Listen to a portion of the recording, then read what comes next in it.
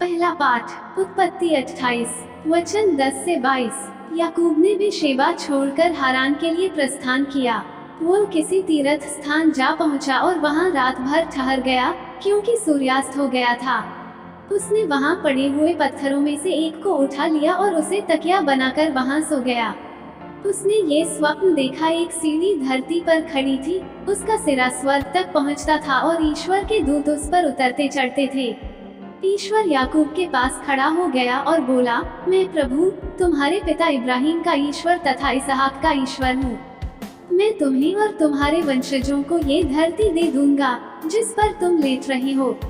तुम्हारे वंशज भूमि के रजकणों की तरह असंख्य हो जाएंगे और पश्चिम तथा पूर्व, उत्तर तथा दक्षिण में फैल जाएंगे। तुम्हारे और तुम्हारे वंश द्वारा पृथ्वी भर के राष्ट्र आशीर्वाद प्राप्त करेंगे। मैं तुम्हारे साथ रहूंगा, तुम जहाँ कहीं भी जाओगे मैं तुम्हारी रक्षा करूंगा और तुम्हें इस प्रदेश वापस ले जाऊंगा, क्योंकि मैं तुम्हें तब तक नहीं छोड़ूंगा जब तक तुमसे जो कहा उसे पूरा न कर दूं। याकूब नींद से जाग उठा और बोला, निश्चय ही प्रभु इस स्थान पर विद्यमान है और ये मुझे मालूम नहीं था।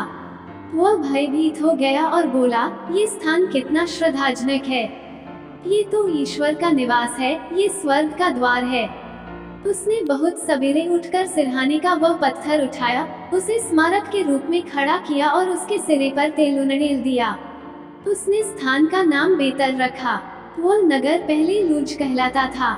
याकूब ने ये प्रतिज्ञा की, यदि ईश्वर मेरे साथ रहेगा और मेरी इस यात्रा में मेरी रक्षा करेगा, यदि वह मुझे खाने के लिए भोजन और पहनने के लिए कपड़े देगा, और यदि मैं सकुशल अपने पिता के घर लौटूंगा, तो प्रभु ही मेरा ईश्वर होगा और जो पत्थर मैंने स्मारक के रूप में खड़ा किया वो ईश्वर का मंदिर होगा। जो कुछ तू मुझे प्रदान करेगा मैं उसका दशमांश तुझे दिया करूंगा। सुसमाचार मत्ती 9 वचन 18 से 23। ईसा उनसे ये बातें कह ही रहे थे कि एक अधिकारी आया। उसने ये कहते हुए उन्हें दंडवत किया, मेरी बेटी अभी अभी मर गई है, आइए उस पर हाथ रखिए और वह जी जाएगी। ईसा उठकर अपने शिष्यों के साथ उसके पीछे हो लिए। उस समय एक स्त्री ने, जो 12 बरस से रक्तस्राव से पीड़ित थी, पीछे से आकर ईसा के कपड़े का पल्ला छू लिया, क्योंकि वह मन ही मन कहती थी, यदि मैं उनका कपड़ा भर छूने पाऊं तो चंगी हो जाएंगी। ईसा ने मुड़कर उसे देख लिया और कहा, बेटी धैर्य रखो, तुम्हारे विश्वास ने तुम्हें चंगा कर दिया है। और वह स्त्री उसी क्षण चंगी हो गई। ईसा ने अधिकारी के घर पहुंचकर बांसुरी बजाने वालों और लोगों को रोते पीटते देखा और कहा, हट जाओ, लड़की नहीं मरी है, सो रही है। इस पर वे उनकी हंसी उड़ाते रहे। भीड़ बाहर कर दी गई। तब ईसा ने भीतर जाकर लड़की का हाथ पकड़ा और वह उठ खड़ी हुई। इस बात की चर्चा उस इलाके के कोने कोने में फैल गई।